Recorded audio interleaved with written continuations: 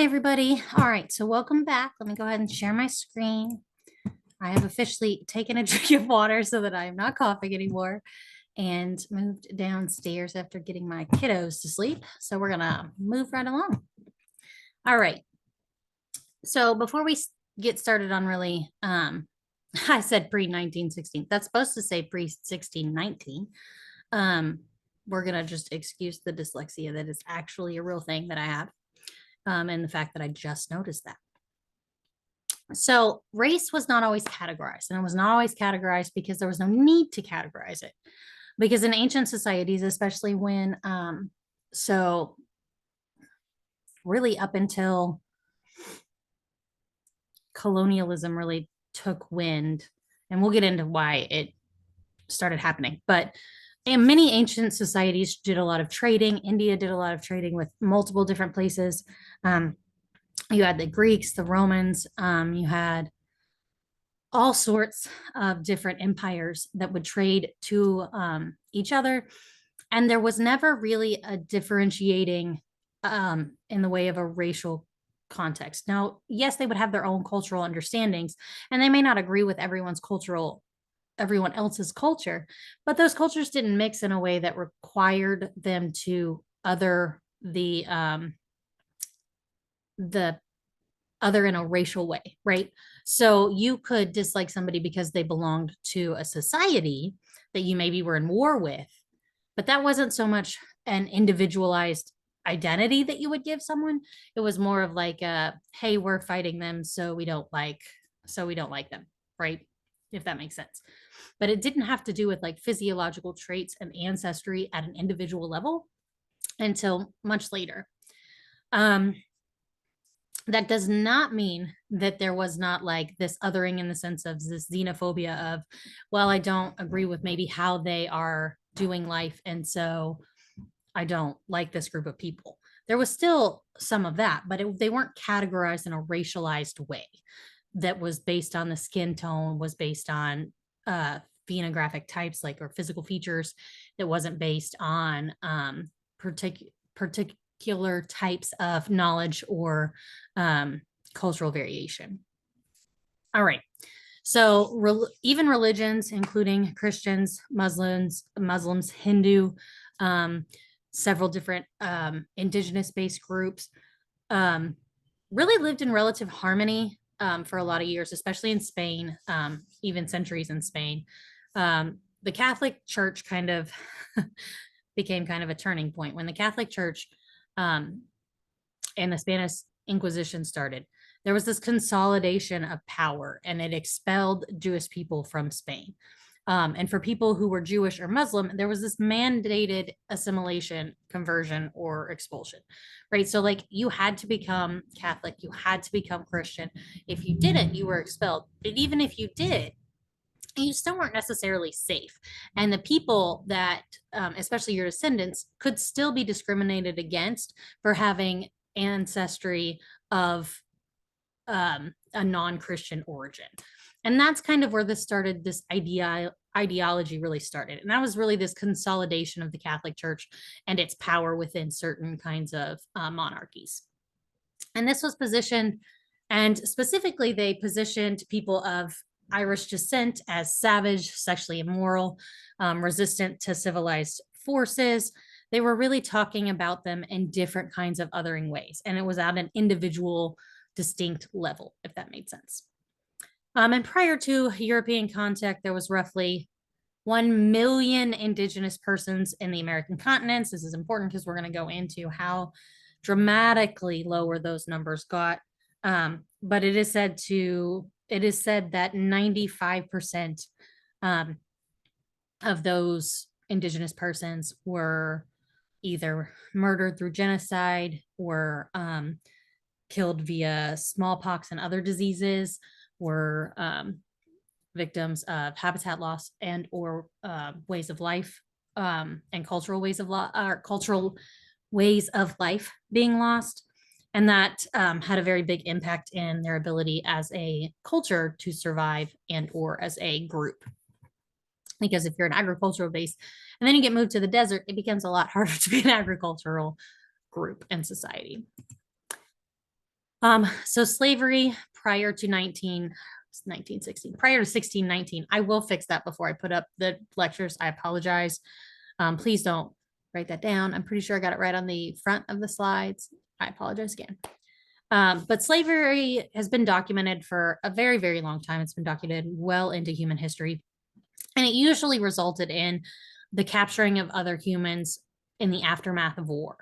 So two opposing groups would war, and whoever came or whoever lost that war would end up taking the other people and melding them into the group as in the way of like indentured servants or in a slavery role. As a result, it also happened as a result of raids of competing indigenous groups in multiple parts of the world and or groups that were early or pre-society, because post-society we would just call that war. It was also used to pay off debts or as a punishment for crime. Many were the same culture and the same physiological groups as their masters. And I'm going to always put masters in quotations because no one is ever should have the right to dictate someone's life or own another human. And so because that is something that's going to be a through line in the ideologies in which I will teach, that word particularly will always be in quotations, though it did have real life expectations that came with violence when it was butted up against, and or that social dynamic of master and slave got propagated into a very violent socioeconomic relationship. And again, do not misunderstand me. When we're talking about slavery, when we're talking about genocide, we are talking about horrific, horrific violence. We are talking about a loss of personhood. We are talking about a loss of the ability to consent in any capacity, and massive abuses. And so I don't want you to think I am downplaying that by putting that in quotations. That is not the intent. The intent is to understand and put into motion the fact that we are not giving legitimacy to this particular way of life. All right. And slavery did not include a stereotyping of a whole group of people. So even though in a lot of capacity, slavery were the same ethnic or cultural group, or even what would later be considered racial groups, the whole group of people wasn't stereotyped in a specific way. And the difference is, again, to kind of our ideologies and what slavery became in the US, was that some people that ended up in slavery, especially in the aftermath of war or what have you, ended up being taken in as kin or becoming parts of society and assimilated into society. They were permitted to own property and marry and have kids. Those kids weren't necessarily part of the slavery. They had access to education and literacy up until a point. Obviously, literacy wasn't always a thing that everybody had access to in general. But when education became something that was more commonly known, then access to education also for slaves. And part of that was because they weren't much different than the people that were. They were also from a society that looked, acted, think, kind of felt in the same similar capacities as the people that were enslaving them. There was a potential to gain or buy freedom for themselves and their family members, and they were not denied humanity in the same sense.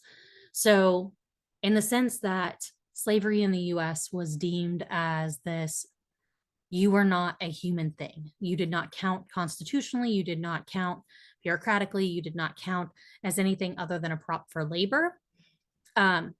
You lost that ability to be a human in the eyes of society. And the people in power in society. Let's go that route, because not all of society felt that way, especially those who were an entire class of people that were enslaved. But prior to this, slavery was more looked at as there is some kind of debt or some kind of a grievance or some kind of something that has put you in this position, or you have lost in a war or what have you, and here's your way out. But first, let's take on this like, let's take on this job. It's not a job because it's forced labor, much like, say, prison labor or things of that nature. And we'll get into that in later chapters. Let's see. Nope. All right. So we're going to talk about some really heinous people for a little bit. So Columbus, Hernando Cortez, and Juan Garderio. These were individuals that we would consider conquistadors, or we would consider explorers, or however you want to name them. They were colonizers who came over into the lands of North and South America and the Caribbean, and essentially brought with them pain, suffering, genocide, disease, and conquest in ways that were intentional, in ways that were devastating, and in ways that, when you look at it from the ways in which the populations were, because these populations were very much on different playing fields, and it wasn't in favor in a lot of ways to the Europeans, right? These Europeans, the Portuguese, the Spaniards, the even when Great Britain started going into this, and Germany and some of the other countries, you really didn't have, in the same capacity, the level of, especially in some of the Mesoamerica cultures, you didn't have near as much advancement, right? They had much better agricultural practices. They had much better societal peace or harmony, much better sanitation in some capacities, right? These were more advanced civilizations in a lot of ways. Unfortunately, disease is a fickle thing.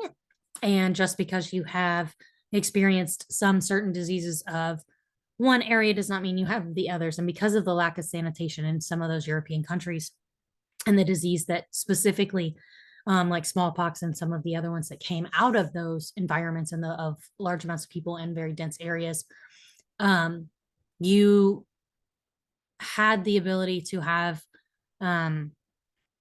ways of fighting that within your in your genetic lines. You had resistance to that, that those in North and South America just didn't have. And I hesitate to call them North and South America because at that point they weren't.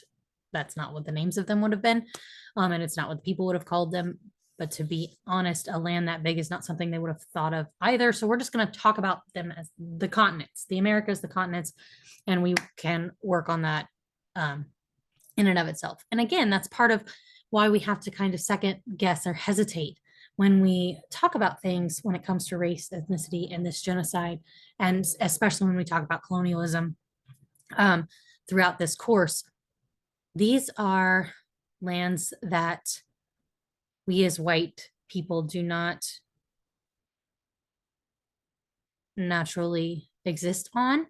This is something that was egregiously taken and done so through mass genocide. And it is something that we continue to take the environment, the way of life, and the resources away from Indigenous persons on these lands. And I will use the term Indigenous persons. You'll hear that a lot over the course, instead of Native Americans, because they're not Native Americans, right? They're not Native. They are Indigenous. They don't necessarily want to have anything to do with America. Some do, and some would claim the title Native American. But in a lot of ways, we have created no other option or no other alternative. And using the term Indigenous gives back this ownership property of where these lands originated, and also acknowledges the ways in which colonialism forced entire groups of people to lose parts of themselves, parts of their culture, parts of their identities, as well as parts of their families and their land and their animals and their resources. So I will always use that particular term.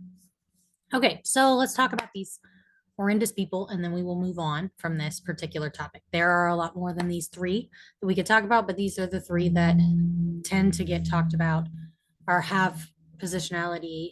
Columbus and Cortez are some that you're going to always hear when you hear about first in America and the damage that is done. And we're going to talk a little bit about Mr. Garderio because of the significance his role plays and really how we're going to talk about race. Okay, so Christopher Columbus landed in 1492 in the Caribbeans, right? Everyone kind of learned the song. Hopefully that's not happening anymore, but in my era it did. And he came across a very peaceful and generous people, and that's something that him and the men that he were with documented in their journals, documented in their manuscripts, and really talked about this. Unfortunately, him and the men that he was with were raped, murdered, pillaged, and plundered their way through the Caribbeans. They took a population of 3 million people down to about 125, not 125,000, not 1,000, 125 total people over the course of 80 years. 50 years into that 80, due to the stories that were coming back from some of the shipmates and also from some of the hostages that they would take, due to the stories of the brutality of Columbus and his men. Spain, the nation actually outlawed the enslavement of indigenous people, but they still needed laborers. They still wanted to cultivate land. They still were trying to steal all of the riches they could out of the Caribbean. And so they had to go somewhere else with their labor. And we're going to kind of get into, because they weren't going to do it. They felt themselves aristocrats. They felt themselves higher up. They felt themselves this moral higher ground, founded or unfounded. That is how they viewed it. And so they weren't going to put their hands in the clay. They weren't going to put their hands in the dirt to do things like grow food, because that they felt that was beneath them. And we'll get into kind of where these laborers ended up coming from here in just a minute. So Hernando Cortez, many of those societies were more advanced, and we kind of talked about that a minute ago, and they brought a lot of disease with them. Specifically, smallpox wiped out a ginormous because that's a word. I've been around my kids too long. A gigantic amount of indigenous persons. They talked about how the city was clean, had floating gardens, irrigation systems, extensive markets that well surpassed anything they had seen in Europe. And they took the population of this group from 25 million indigenous persons in what is now Mexico to about 1.3 million in over 75 years. And that's a remarkable amount of death. And I'm going to pause here for a second, because I just want to give space, because I think so often we throw a lot of facts out and we don't think about the weight of those facts. There's a lot of weight to these facts. So we're going to give it a second.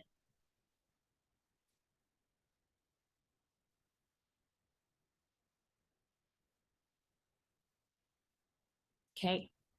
95% of the indigenous groups were destroyed in less than 200 years due to conquest and colonialism.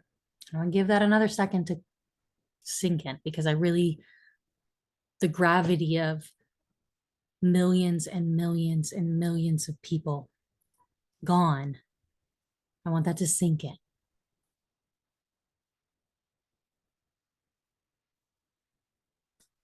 All right. So real quick, we're going to talk about Juan Gardero. I don't know. I've apparently forgot how to say his name. Guerrero. I'm going to stop trying to say it now. I apologize. My R's are not rolling in the way that they should be at this juncture in the evening. But he was an African man who'd moved to Portugal and then later to Spain. He went on several missions and conquest voyages to present-day Puerto Rico, Cuba, and to Mexico. He was a conquistador that's main goal was, again, to extract resources, and he very much followed the paths of a lot of these other men. and was there to specifically convert a lot of Indigenous persons to being Catholic. Um, and I bring this particular person up not because I'm saying, hey, look, Black people were bad too. That's not what we're doing here. What we're doing here is to understand that there was a lot of trade and understanding between African groups and Portugal and later Spain and later even Great Britain, because there was a lot of trading that was happening, and there was and there was even some immigration that was happening, and because of the social status that he had acquired, he very much was part of these conquistadors and was very much considered um, at the same status level as the rest of them. And that, again, is not to say that all people would have been treated in the same way, but that he did so of his own accord, and that he um, did so in this particular way is to kind of, again, get at this idea that at this particular time in history, slavery wasn't akin to racism, but racism then was drawn out of the fact that we were able to enslave people that did not necessarily look, think, act, feel like we did, right, as white people. And we'll get into that here in just a second. All right. Nope, I wrote 1916 there. See, look, in the next slide, I got it right. All right. So 1619 in the first colonies. So 1619 was when the first ship carrying slaves came to the 13 colonies in what will eventually be America, or the United States. 20 to 30 African people were bought from English pirates. That is how the first Black slaves got to this country. Those were the first Black people to step foot on this country, if you do not count the Caribbean, because the Caribbean was not considered part of what would eventually be America at the gate. Okay, that was a much later transaction. Ultimately, 400,000 African people would be sold into slavery in America, and 12.5 million worldwide. And we're going to give that a second.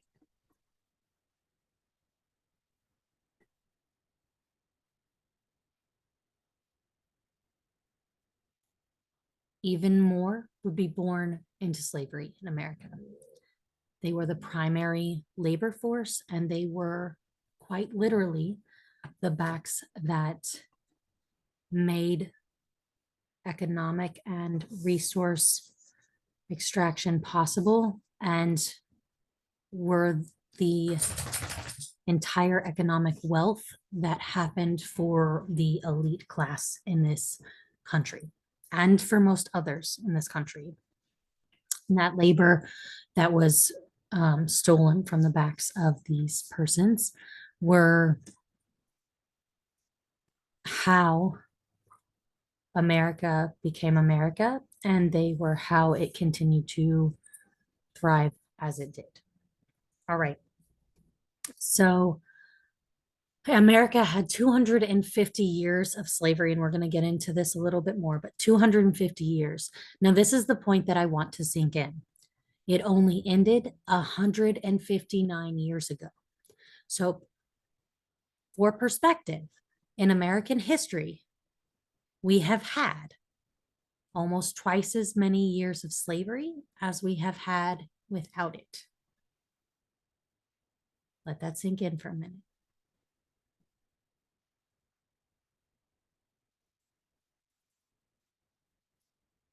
These slaves had no legal or human rights. It was permanent. Descendants were born into it. And there was forbidden literacy and education for these individuals. It was intentional. And that's what made some of it different. On top of enslaving an entire group of people, millions worldwide, there was also Europeans who came and extracted resources from the Americas, such as gold, who wanted as much like gold as the Spaniards. Those in the colonies were good at taking land from indigenous people due to an improper lack of European disease resistance. but they were not good at making them slaves. And that was because they knew the land better, right? They could run away and they could get away. They also put up a fight because they had much more resources available to them in the area because, again, they knew the area, right?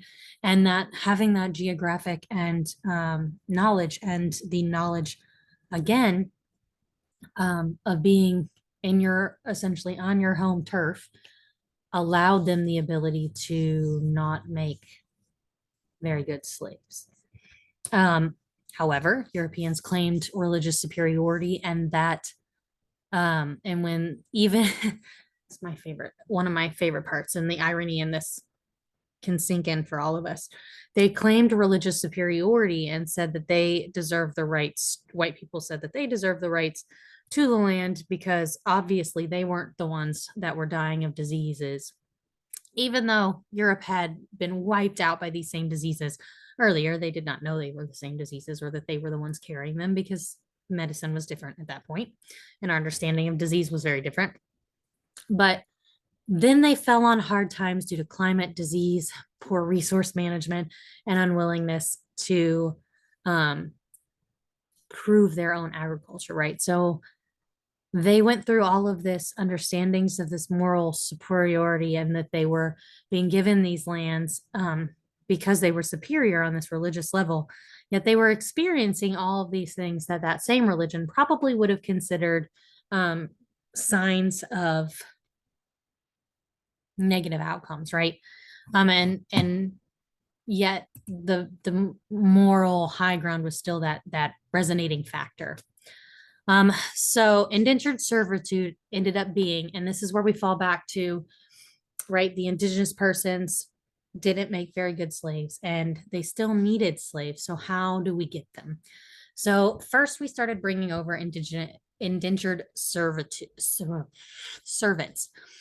They had to turn to Britain for laborers because they just didn't have enough indigenous persons and they couldn't get that system to work in the way that they wanted to.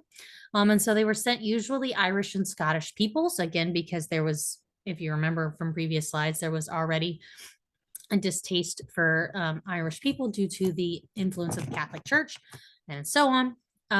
And they were shipped over as indentured servants.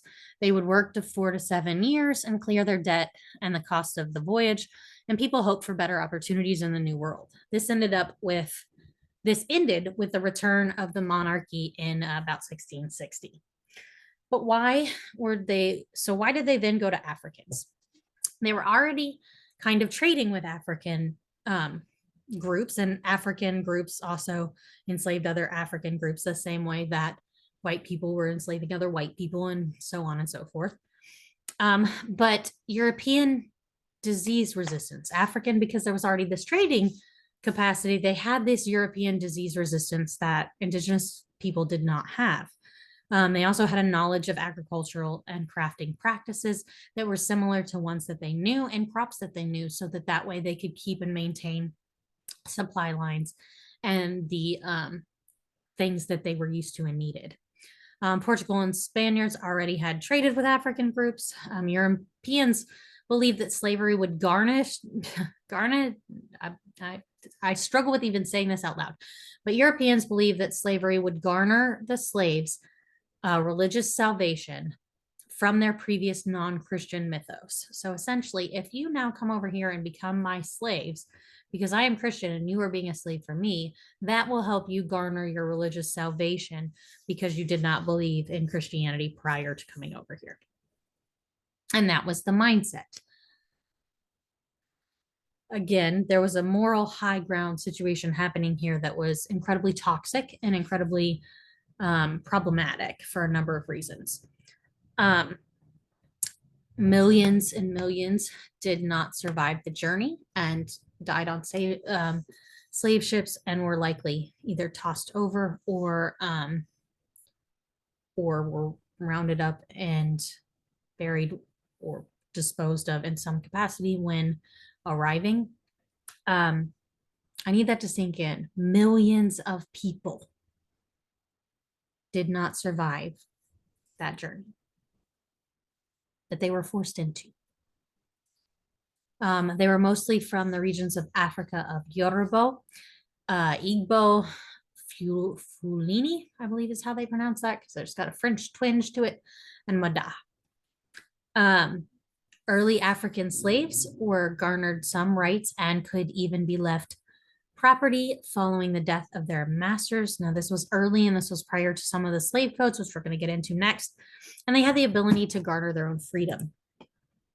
All right, so we are going to move into the legal codes. Then we realized that as we moved in, as the indentured servants stopped coming over to the United States, well, what was in the colonies, we were realizing that that wasn't enough and that we needed more slaves, and that if we did not, and it became expensive, obviously, to keep shipping people over in that manner. And so they decided they needed to make some kind of societal or understanding of these people that made them be able to be property and made them to be permanent in that position as slaves. And so what they did was essentially create, and by they, I mean white persons, named African slaves as having heathen ancestry in 1660, thus rendering them incapable of being proper Christians, which then prohibited them from manumission, is I believe how you say that. And it's that not being allowed freedom, thus this permanency in this slave class. And it it denied rights to own property or get married. And it limited the rights to bear arms. Obviously, they did not want this population that was growing and that they were intentionally trying to grow to have more rights than them or to be allowed weapons, right? There were harsh penalties for Europe servants who ran away with African slaves. And this was before this, a current situation. There was a lot of intermarriage within some of these groups because this was a status that was very similar.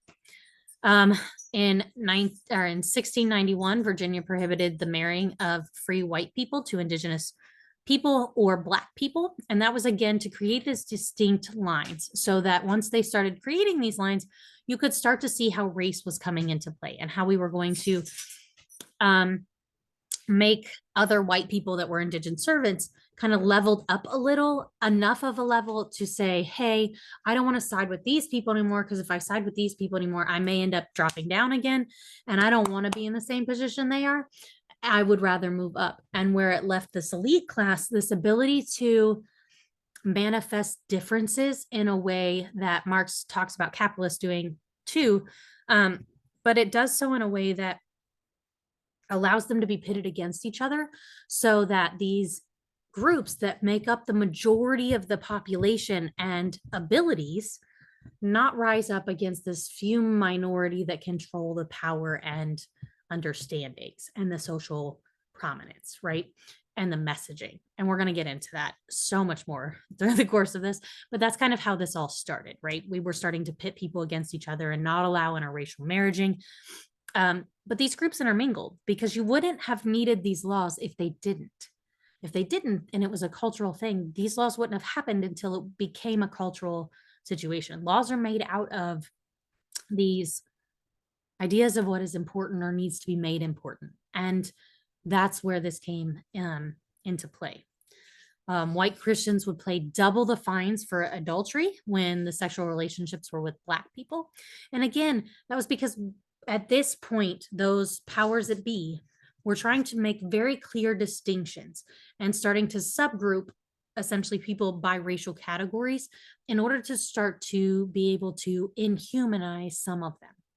And we're going to get into exactly who that was and when, right? From the get-go, there was a starting to make this distinction of this slave class, which required these African bodies to be differenced and othered in a way that would allow white people not feel bad about themselves when they were abusing, manipulating, murdering, raping Black people. And so we're going to get into that some more, but I want to be very clear. This was in no way, shape, or form okay. And it's something we're going to talk about again.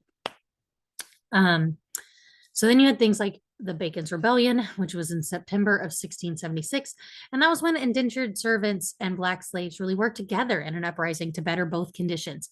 And what they were seeing across the colonies was this. And that's what put those pressures on to start making these laws, to start really hammering in these differences, because they realized how much power, those who had power realized how much power could happen when groups worked together that were experiencing really crappy circumstances, right? And that's and we're going to talk about this more, but we're going to talk about this in later chapters in the way of still happening. We're still dividing out into subgroups or groups in order to create difference, in order to not understand that oppression and those who are oppressed in different capacities, when they work together, become massively larger than the minority that do the majority of the oppression of all of the different groups. And we're going to talk again about this a lot more as we move through the semester. But so they burned Jamestown down to the ground. And we're going to talk again about over the course of the semester, especially towards the end when we get into social movements, about the ways in which we frame violence, right? So they burned Jamestown to the ground. And to them, I'm sure that was a very justified act and represented a large portion of violence that had been consistently happening to them. Because for these people, this was about their lives. This was about their kids. This was about their ability to exist. And when you pin that against the few things that these elite, powerful people had, and burning them to the ground was symbolic of, hey, we see you, we see the power that we can have, and we're going to take some of it back for us. And so we're going to talk about that again. I apologize. Somebody's moving through the house, and so the dogs are all letting me know. But this allowed the colonies to really petition for more soldiers from Britain too, that allowed that control mechanism to be put in place for these particular groups, right? So we wanted to separate out these groups, and then we wanted to be able to defend ourselves against any one of these. And that's what white people were looking for. And that's how they essentially created these kind of dynamics. And they had to pass policies to create that difference. So we're going to talk about a little bit more about wealth imbalance and then kind of move on. And it was very concentrated. By very concentrated, I mean like ridiculously concentrated. And that was kind of more, that's why they had so much concern, is that there were so few of them that controlled all of these people, that was really setting themselves up for a place where they became very vulnerable, and they understood their vulnerability because they were allowed to communicate and had the literacy and education to be able to bear witness to that, and to be able to call it out, and to be able to do something about it, because they had that political and that kind of social power. And we're going to get into that again a little more, how that kind of continues to play out through the course of history. But they created these paths for white servants to ensure enough power given to them to not fight with black slaves, and to kind of differentiate themselves so that they could feel like they were a step closer to that dream of being wealthy, of being prominent, that social status.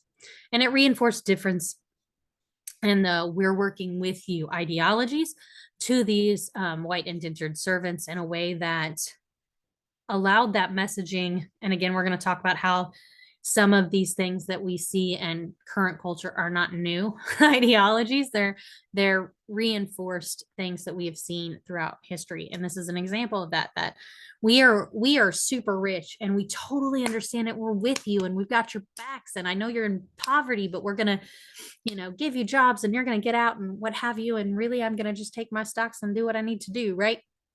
It was the same kind of ideology. It was just happening at a different period of time, and so it looked slightly different. It was a, hey, look, we're pepping you up, you're not as bad as these people, we're putting these people over here. look at you, you got this, you could even be us someday, right? We're with you, we're rooting on you, as opposed to them being able to then fight with the people who lived in conditions that were egregious. Instead, they look to this idea or this promise of something they were never intended to achieve. And that's something that we're going to talk about again as we move throughout this course a lot. Um, the idea that, and this is a quote from page 23 that I think is really important, but the idea of a slave rebellion was even more distasteful to white people because of the widespread idea that any slave insurgents would have its ultimate goal not only be the emancipation of slaves, but the dominance of Black people over white people, which was really getting at this idea that, hey, white folks were scared that if worse came to worse, people were going to do to them what they were doing to other people, right?